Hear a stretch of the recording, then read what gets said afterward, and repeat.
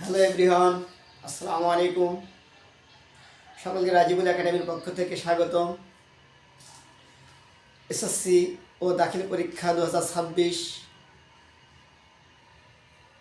পরীক্ষার্থীদের জন্য আজ আমি নিয়ে এসেছি তোমাদের টেক্সট বুকের 49 পৃষ্ঠায় 3.1-এর 6 নম্বর অঙ্ক, যেটা তোমাদের জন্য ইম্পর্টেন্ট একটা অঙ্ক। তাহলে সকলে একসাথে শুরু করি। দেখো বোর্ডে আমি প্রশ্নটা লিখছি।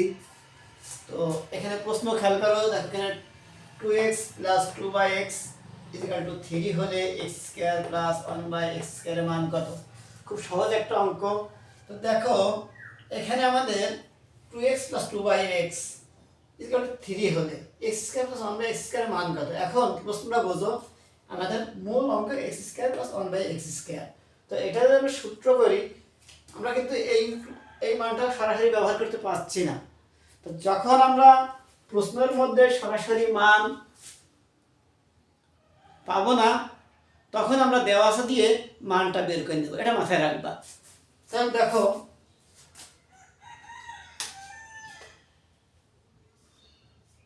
শুরু করি।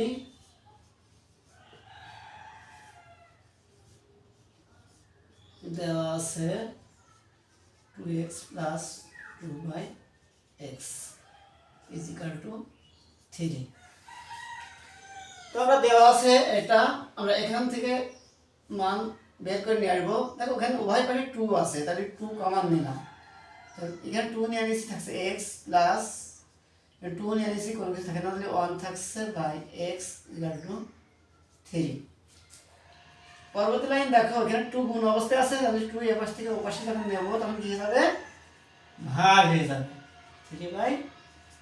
বুঝতে পারছো তোমরা? হ্যাঁ, থ্যাঙ্কস। তাহলে আমরা x প্লাস 1/x এর মান পেলাম 3/2।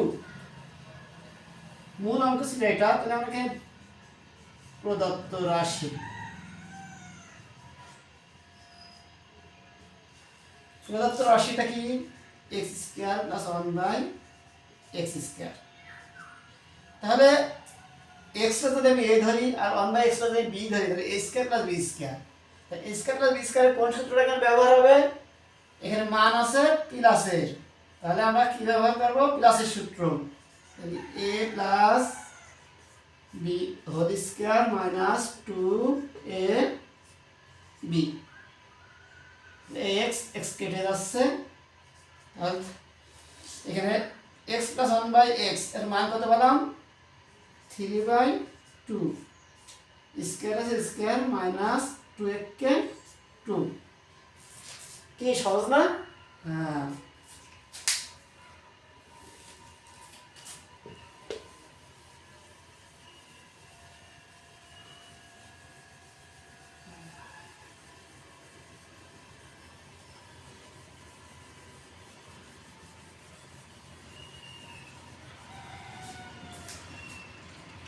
তাহলে দেখো এই স্কয়ারটা 3 ও পাই 2 ও পাই। 3 যদি আমরা বর্গ করি হয় 9, আর 2 রে বর্গ করলে হয় 2 × 4, অর্থাৎ 4 - 2। আমরা জানি ভগ্নাংশের যোগ বা বিয়োগ করার সময় লসাগু করতে হয়। তাহলে এই নিচে সংখ্যা নেই, 1 আছে, 4 আর 1 লসাগু হয় 4। লসাগু যেটা বের হয় সেটা কি করতে হয়? লসাগুরে হর দিয়ে ভাগ করতে হয়, ভাগের উপরে লবের সাথে গুণ করতে হয়, এটা মনে রাখবা। তাহলে 4 দিয়ে 4 ভাগ করলে হয় 1, 1 দিয়ে 9 গুণ করলে 9 কে 9 আর a মাইনাস a। এরপর এখানে কোনো সংখ্যা নেই, 1 আছে, 1 দিয়ে ভাগ করা যায় না, তাহলে 4 থেকে যাচ্ছে, 4 এর 2 সাথে গুণ করতে হয়েছে, 4 দুগুণে 8। 9 থেকে 8 বিয়োগ করলে থাকে 1, নিচে থাকছে 4। এটাই অ্যান্সার। কি বুঝতে পারছো তোমরা? হ্যাঁ, ধন্যবাদ। তাহলে আশা করি তোমরা নিয়মিত যদি ক্লাস করো তাহলে ইনশাআল্লাহ তোমরা অঙ্ক আরো ভালোভাবে বুঝতে পারবা। আজ এ পর্যন্তই। আসসালামু আলাইকুম।